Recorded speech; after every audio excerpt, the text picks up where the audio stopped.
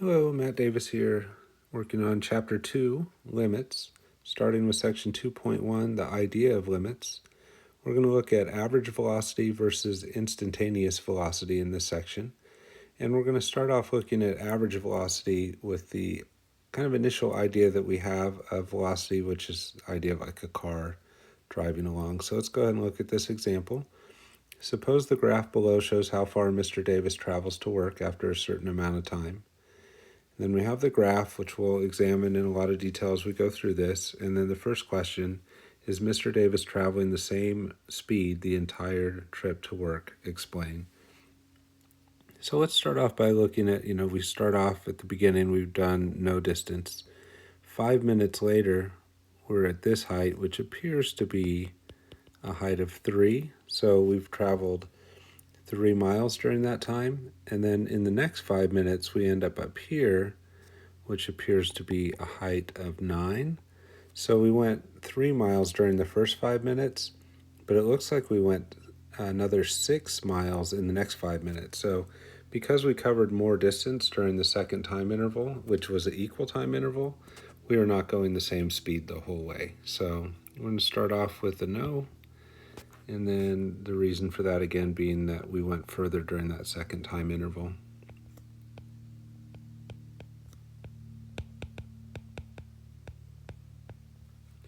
So no, because more distance was covered during the middle time period.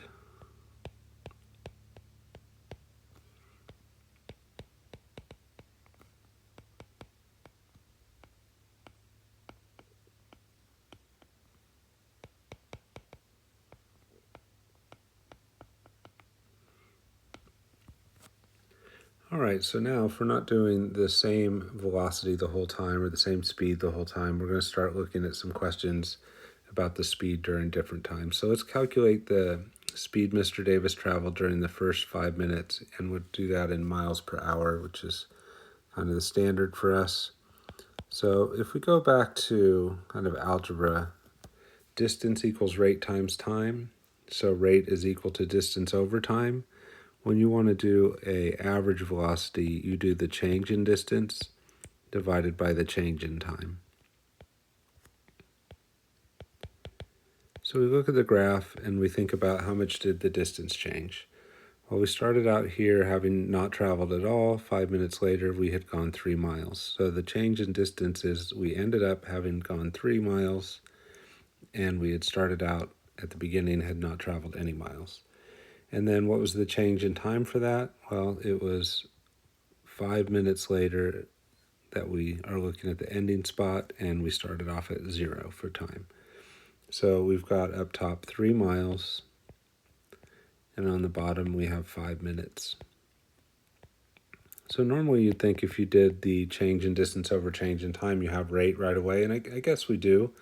But what we don't have is rate in miles per hour. So we're still going to have to work a little bit on that to get that to miles per hour. So to do that, we need to do a conversion. We don't want to have minutes. We want to have hours. So what I'm going to do is make a conversion factor here where I put minutes in the top so that they'll cancel.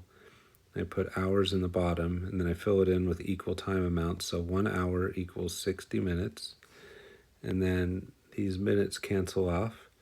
There's some other canceling we can do too. This 5 goes into the 60 12 times. And if we multiply what's left over, we have 36 on the top. So that's 36 miles. And on the bottom, we have 1 hour. So we end up with a rate of 36 miles per hour. All right, so now let's repeat that for 5 to 10 minutes. So just put an R this time. But still going to do that change in distance over change in time. And then going back to the graph to look at what's happening there. Let's switch the color up. So our change in distance is this vertical distance right here, and the change in time is this horizontal distance. So this is change in time, this is change in distance, and the change in distance up top, we ended up at 9 miles, but when we started out that triangle, it was 3 miles. It was 10 minutes elapsed by the time we got to 9 miles, and it was 5 minutes when we started this segment. So what do we have there? We have 6 miles over 5 minutes. And then we want to do that same conversion we did before. So we're going to put 60 minutes up top so that the minutes will cancel, 1 hour in the bottom. And the minutes cancel. And again, just like before, the 5 goes into the 60 12 times, but we have different numbers left over this time. In the numerator, we have 6 times 12, which is 72. And then we have miles up top and hours in the bottom, so that's going to be miles per hour. So there's the answer to the second piece, and we can see that we actually were going twice as fast during that second segment as we were the first. And then just repeating that one more time for the last 5-minute segment.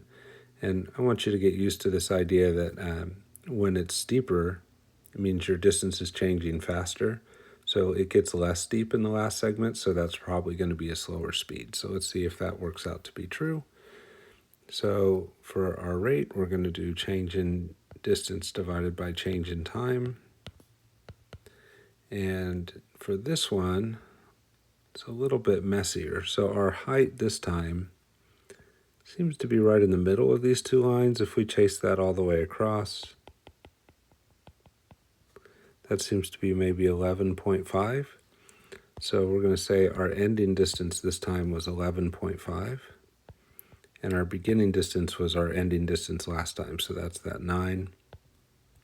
And over this 5-minute segment, we're going 15 minutes minus 10 to get that 5-minute segment. So we get 2.5 up top. So that's 2.5 miles. And on the bottom, we have the 5 minutes again. And making the same conversion we've done on the other ones, we're going to multiply by 60 minutes over 1 hour. The minutes cancel, the 5 goes into 60. Stop me if you've heard this before, right? Same as all the other ones we've done. But this time we're multiplying up front by that 2.5. And 2.5 times 12, if you work that one out, that's 30. And the units that are left over are miles on the top, hours on the bottom. So this is going to be 30 miles per hour. All right, so there's the different rate of speed for Mr. Davis over each of the 3 time segments. Is it possible to figure out his average distance for the entire trip? Sure. And if possible, calculate the average. So I guess we should answer the yes/no question. Yes, of course it is. Why not? We just use the same idea. So the rate is going to be change in distance over change in time. This time we take our ending distance, which was 11.5 miles, minus the beginning distance, which is 0. Divide that by the ending time, 15, minus the beginning time, which is 0. And we get 11.5 miles over 15 minutes. We do the conversion we've done each time. So up top we have the 60 minutes, and on the bottom we have the 1 hour. Same sort of cancellation going on again. The minutes cancel even if it's with miles per hour. 15 goes into 64 times. Multiplying the leftovers, 11.5 times 4 works out to be 46. And the units that are left over are, again, miles over hours or miles per hour. So this is going to be 46 miles per hour. So yes, it's possible to calculate the average speed over the entire trip. You just need to take how much distance was traveled over the trip, divide it by how much time was elapsed. All right, moving on to another example. If a rock is thrown upward on the planet Mars with a velocity in meters per second, its height in meters t seconds later is given by s of t is equal to negative 1.86 t squared plus 10t. And we're going to do some of the similar stuff we did with Mr. Davis's drive. So first of all, average velocity we learned on the previous page can be calculated by finding the change in position or change in distance divided by the change in time. And when you do that, you're getting an average rate of change of the position function. And one of the things you might have noticed on the previous page is let's go ahead and scroll back there real quick. When we talked about doing the rate of change, notice we kind of looked at this triangle right here, and we looked at change in d over change in t. Well, that for that line is also the change in y over change in x, or change in vertical over change in horizontal. So when we were calculating average velocity for that straight line, we were actually calculating its slope. So anytime we're doing average velocity, we are calculating a type of slope, and what it represents is the slope of a secant line. And I'll explain what that means in terms of this graph to the right as we do this problem. So find the average velocity of this rock we threw on Mars from time 1 second to time 3 seconds. So let's look at the same sort of ideas that we did before. Here we have 2 is over 4 squares, so 1 would be in the middle, and 3 would be right here. So let's just start off by thinking about where were we at time 1. We were like right about there. And where are we at time 3? And that's right about here. So if we calculate the change in distance divided by the change in time, or change in position divided by change in time, we're going to end up calculating the slope of this line right here. And a line that goes through a graph in 2 different points is referred to as a secant line. So that's what they're talking about right here, is that when we do average rate of change, because we're doing basically the slope, when we calculate change in position divided by change in time, we're ending up calculating the slope of this secant line. So let's go ahead and look at what that would look like for this function. So we're trying to calculate an average velocity, so I'll put v subscript avg for average.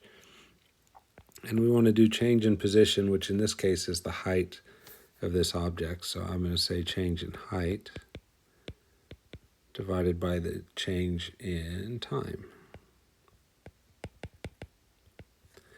And then if you want to get the height of this rock that we're throwing on Mars, you can get that height by plugging into this function up here for height. So if I want to know how high it is at time 3, then I plug 3 into that s function. If I want to know how high it is at time 1, I plug 1 into that time function. And then I divide all of that by the change in time, which is the 3 minus 1. So on top, we're calculating meters, and on the bottom, we're calculating seconds. So it looks like a 2-second interval, and we want to know how many meters the height changed during that time. So to get that change in height, what we need to do is plug into the function. So a little bit of a messy function, so I'm going to go to the calculator for that. But we want to plug 3 in place of the t for the t squared, and in place of the t for the 10t. So we had negative 1.86, said times t squared. So I'm going to do times 3 squared, and then plus 10t, so plus 10 times 3. So I'm just plugging that 3 in place of the 2 locations we had a t in the function. And I missed the plus sign there, so let me insert a plus sign there. That now should be a match with the function, and we get 13.26. And if we want to get s of 1, we do the same thing, but instead of a 3, we put a 1. If I hit the second key and then enter, it pulls up the last calculation, and I can just arrow around and change this 3 to a 1. This calculator that I'm using here on my iPad is basically the same as a TI-83 or 84, so if you're using a TI-83 or 84, you should see the buttons in similar places, and they should do similar things. So I get 13.26 for the position or height after 3 seconds, and 8.14 for the height after 1 second. So let's get back to the notes and start plugging those numbers in. So we ended up with 13.26 minus 8.14, and then that's divided by 3 minus 1. Just a quick check here, by the way. If we look at this height, it's a little bit over 8, so 8.14 makes sense. If we look at this height over here, it's a bit higher than the 13 mark, so the 13.26 makes sense as well. All right, and if you do the subtraction up top, you get 5.12. On the bottom, you get 2. Do the division, and you get 2.56. And then thinking back to what our units were, let me make that decimal a little bit more clear. It was meters per second, so meters/seconds. So there's the answer to that first question. So done very similar to last time, except for that this time it seems like with the curve, the object's maybe not moving at a constant rate of speed like the car was over those different intervals. So this time our average doesn't represent what was happening the whole time, but really is just kind of an average of the trip. What we want to get at eventually in this problem is how fast was the rock going at this very moment right here at 1 second. And so one way you can try to estimate that is to start to shorten this interval over which we're getting the average rate of speed. So in the next question, they want us to go from 1 to 1.5. So when we do that, we're changing to this point right here, getting a new secant line. I'll do this one in red. That's a little bit steeper, and probably therefore, if it's like the car drive, will mean a higher velocity. But let's go ahead and calculate that rate of change, which would be this triangle right here, doing change in height divided by change in time. All right, so let's give it a try. So following the same model as before, we're going to do V average. It's going to be change in height divided by change in time. We're going to get those heights by plugging into the function. So we want S of 1.5 minus S of 1. And then we want to subtract on the bottom the 1.5 minus 1 for the change in time. So we already know a lot of pieces here. The S of 1 we already know is 8.14.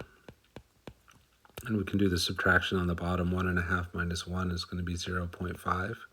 So the only piece we really need is that S of 1.5. Let me show you a little trick on the calculator to get that, and it'll help us as we kind of go forward on this problem too. So I'm going to take that number 1.5 and I'm going to just press enter. And when you do that, it stores it in the variable answer. So now if I type negative 1.86 times answer squared, that will plug the 1.5 in for me. So just over here down by the enter in the bottom right to the left is a negative key, and in orange above that is ANS. That is our answer variable. So if I hit the orange second key and then answer, and then I put a square on that, so because answer is currently 1.5, that'll give me negative 1.86 times answer squared. And then I want plus 10 times t, where t is 1.5, which is stored in answer. So when I do this, I'm essentially getting negative 1.86 times answer squared plus 10 times answer. And if you do this, you can make changes really quick. So now, like we already did the S of 3, so let me just show you that real quick. If I type 3 and press enter, now that's stored in answer. And I can hit second enter twice. It'll pull up that calculation with the negative 1.86 times answer squared plus 10 times answer, and give me back that 13.26 I got a minute ago. So it gives me a kind of a quick way to do different values. So I'll put the 1.5 back in, press that again, and there's that value we needed, 10.815. So let's go plug that in. So 10.815, got to squeeze that in a little bit. And if we do the subtraction and the division, let's actually go ahead and do that one on the calculator. When you're doing these, if the numerator of a fraction has subtraction in it and you want to do the fraction all at once, you do have to make sure that you put that subtraction in parentheses and then divide by the denominator, which I did in my head as 0.5. If I was going to do the subtraction on the calculator, I would need parentheses around that as well. So I get 5.35 for that, and I can come back here and plug that in. So this is going to be 5.35, and we have the same units as before, which was meters per second. And so that's going to be my answer for this piece. And if we look at the graph, notice that second secant line was steeper than the first one, so getting a higher average velocity makes sense according to the picture there. All right, so how about just a generic version? What if we wanted to find the average velocity from t equals 1 to t equals 1 plus h, where h was some positive real number? So what would that formula look like? Well, just going off of what we did a moment ago, that V average would be change in height over change in time. And we would plug in our ending time into the position function, so that's s of 1 plus h. And then we would subtract s of 1. And then we would take the 1 plus h, and we would have that as our beginning time minus our ending time of 1. And we're not going to go all the way on this, but just to show you what does that look like. In your numerator, you'd have negative 1.86, and then you'd want t squared. But the t value that we're plugging in right now is this 1 plus h.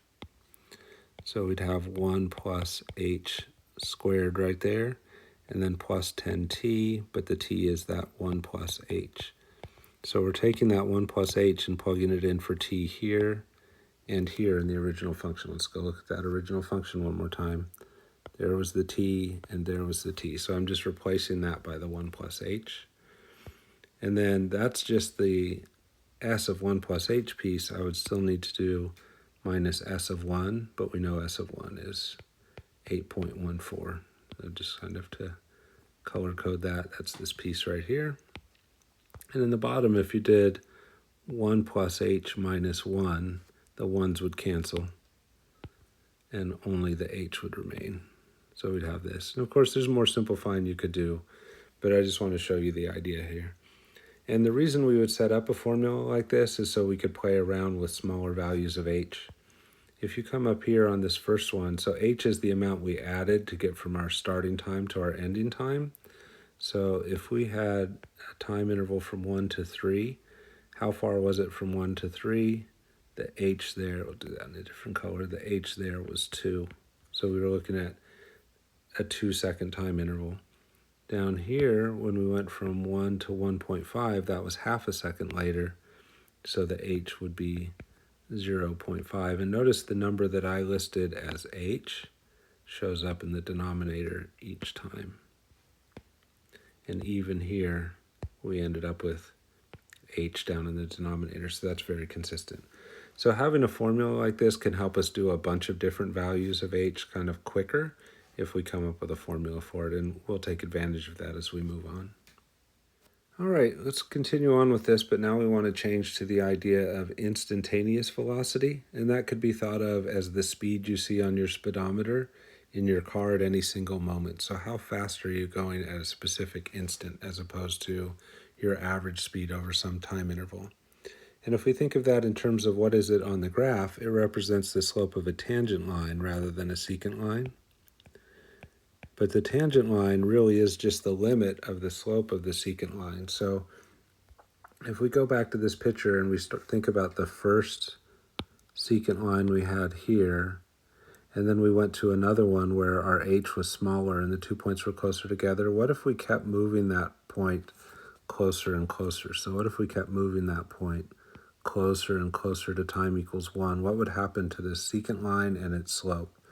Well, eventually that becomes a line that just has the same steepness as the curve itself at that exact point, and that would end up being the tangent line, and its slope would be instantaneous velocity. So that's what we're after.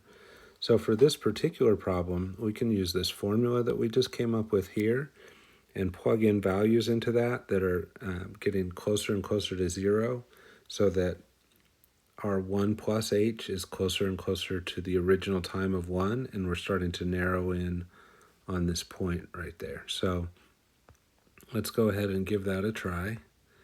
So let's think about repeating the ones we did already, but using that formula we came up with right there. So when you go from a time interval of 1 to 3, we already talked about this on the previous page, that means your h is 2.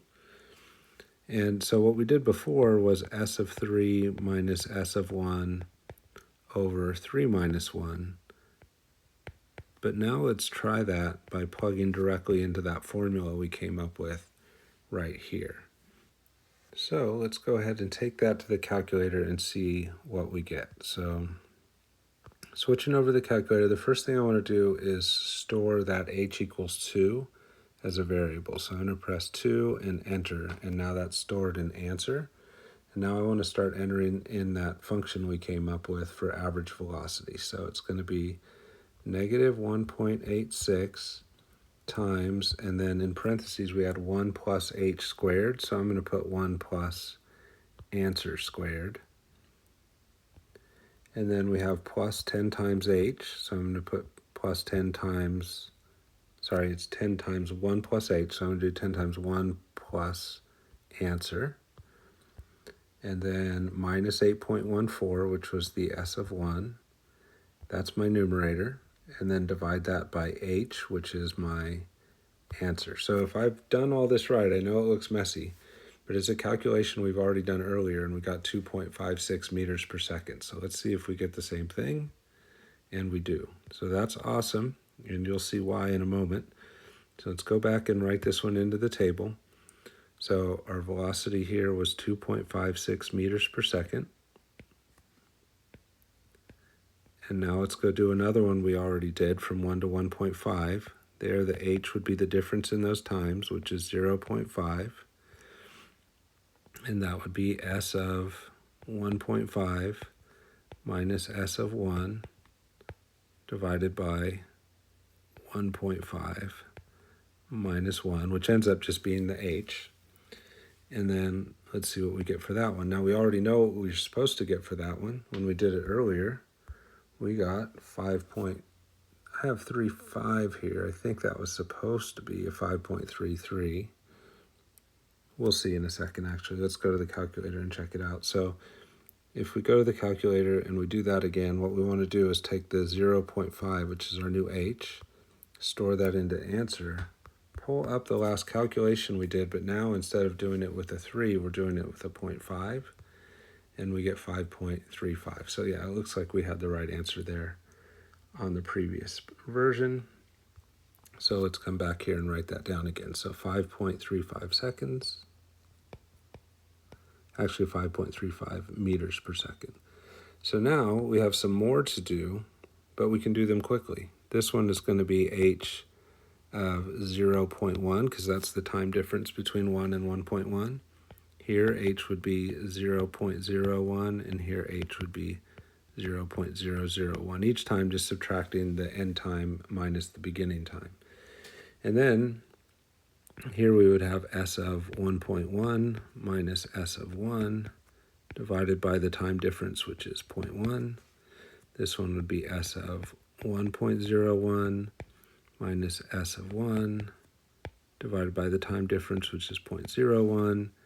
And then finally s of 1.001 minus s of 1 divided by the time difference, which is 0.001. And these would be pretty messy and tedious to do, but we've kind of set things up now to help us do them quickly. So let's go get the h of 0.1 value on the calculator.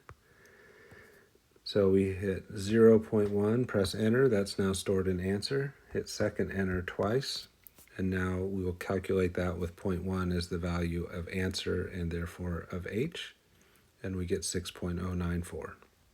All right, let's go ahead and go write that number down in the notes.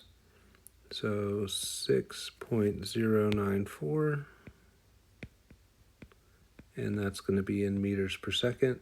And now let's go do the next two using that trick with an h of 0.01 and h of 0.001.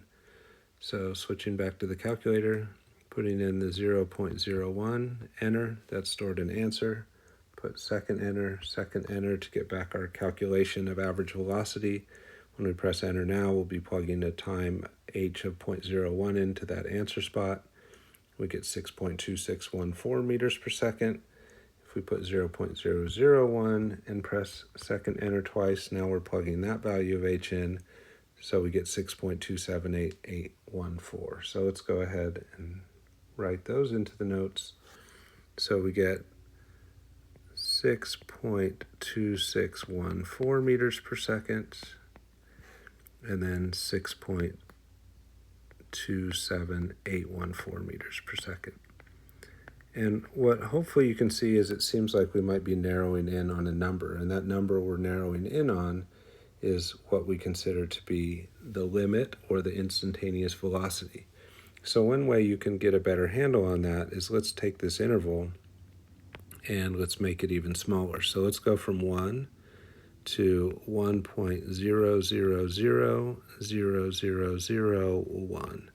So a very, very short time interval, and we'll look at the average velocity for that one. So we'd plug the S of 1.0000001 in, and then minus S of 1, and then all divided by that difference in the two time numbers, which would be 6 zeros and a 1. But we can get that quickly by plugging just the value of h into that formula we came up with. So if I go back to the calculator and put 0.12345 zeros and a 1, press enter, that's now stored into answer. It's 1e negative 7 because of scientific notation, but it is that number. And then hit second enter once, second enter again, plug that in, and I get 6.279999827. So that really looks to me like it's approaching 6.28. So I'll go back to the notes and say it looks like this is approximately 6.28 meters per second. So if we look at what we did there, we're saying as the value of h gets closer and closer to 0, and we certainly made the value of h very close to 0 in this last example, as h gets closer to 0, it looks to us like the average velocity, or v sub average, is approaching 6.28 meters per second. And this idea with the arrows and saying as h approaches 0, the average velocity approaches this other value, is the idea of limit. And so what we'd end up saying here for our instantaneous velocity is it looks like the velocity instantaneous, or v sub instant, is approximately 6.28 meters per second. So that's our guess at average velocity for this rock at time 1. And we're getting that by looking at first the secant line at time 3, but then we changed that to a secant line at time 1.5, and then we just kept getting closer and closer and closer with those dots until we eventually felt like we had a tangent line, or a pretty good guess at the slope of the steepness of that tangent line.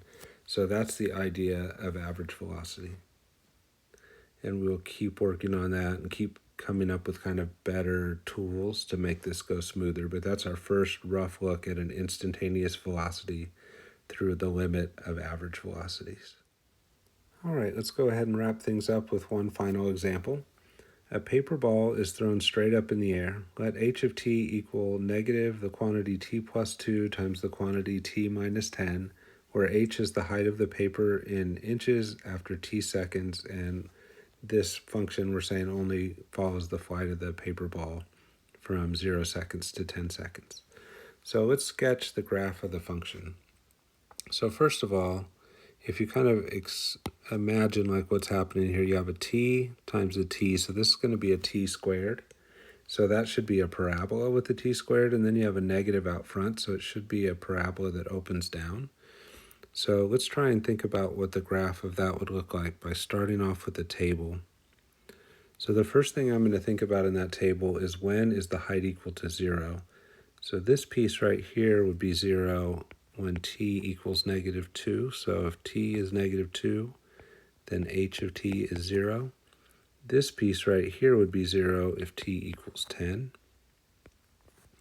So using ideas from pre-calculus, if we thought about, well, where is this thing going to have a maximum height?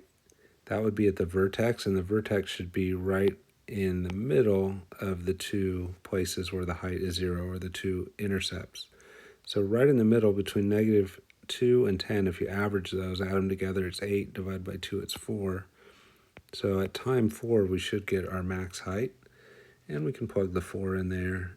H of 4 is negative 4 plus 2 times 4 minus 10. So 4 plus 2 is 6. 4 minus 10 is negative 6. 6 times negative 6 is negative 36. And then we have the negative out front would make that positive 36 altogether. So that should be the vertex or the maximum height. And one other place that's nice in terms of drawing a good graph is if we plug in time 0 plus, that's one of our initial times. So it'd be nice to have. So if we plug in time 0, then we get 2 times negative 10, which is negative 20, times the negative out front would be positive 20. So let's use all of these and our knowledge of pre-calculus to draw this graph. So we'll do vertical and horizontal axis. This one is going to be time. This one is going to be height. And let's see, we want time to go from 0 to 20. So actually from 0 to 10. So we'll go 1, 2, 3, 4, 5, 6, 7, 8, 9, 10. And then on the vertical, we have to get all the way up as high as 36. So let's go 5, 10, 15, 20, 25, 30, 35, 40.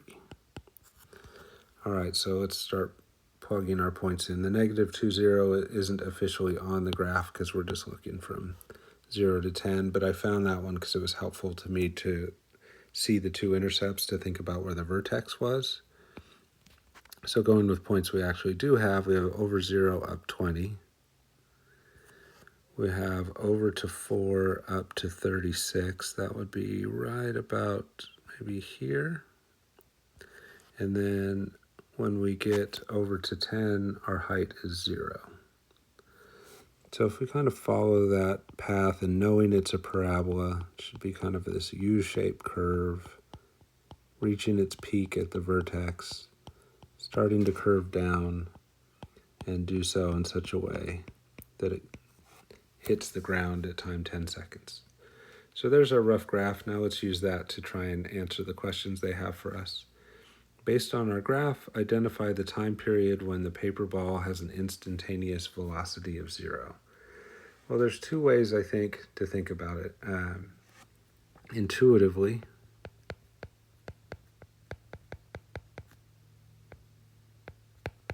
so intuitively it should be at the vertex because that's when it reaches its max height. So it's going up and then it starts going down. So at that max height, it probably stops. So intuitively, it seems like it would be at the vertex.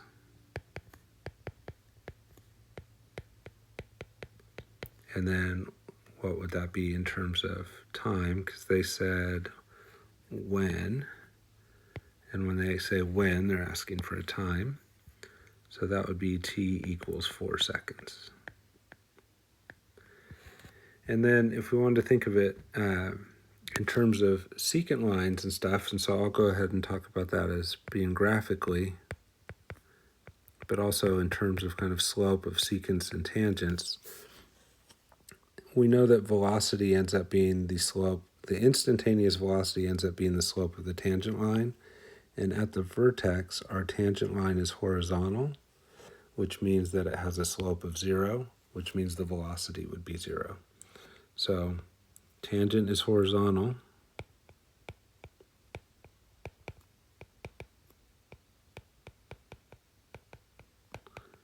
Also at t equals 4 seconds.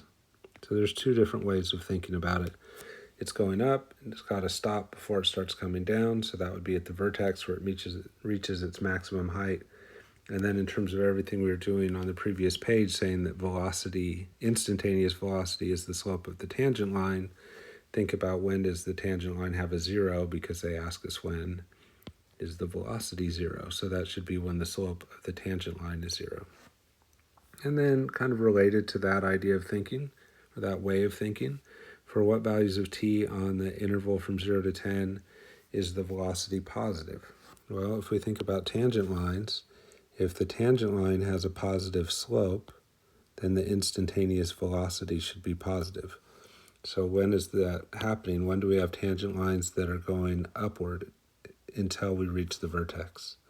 So in terms of the flight of the ball, that would be when t is on the interval, or is it an element of the interval from 0 to 4. And then when would we have, if you look at the next question, when do we have instantaneous velocity that's negative? That would be when we have tangent lines that have a negative slope. And we're going to be getting tangent lines like that all through this section. So from the time it leaves the vertex until it hits the ground, which is all the times in between 4 and 10.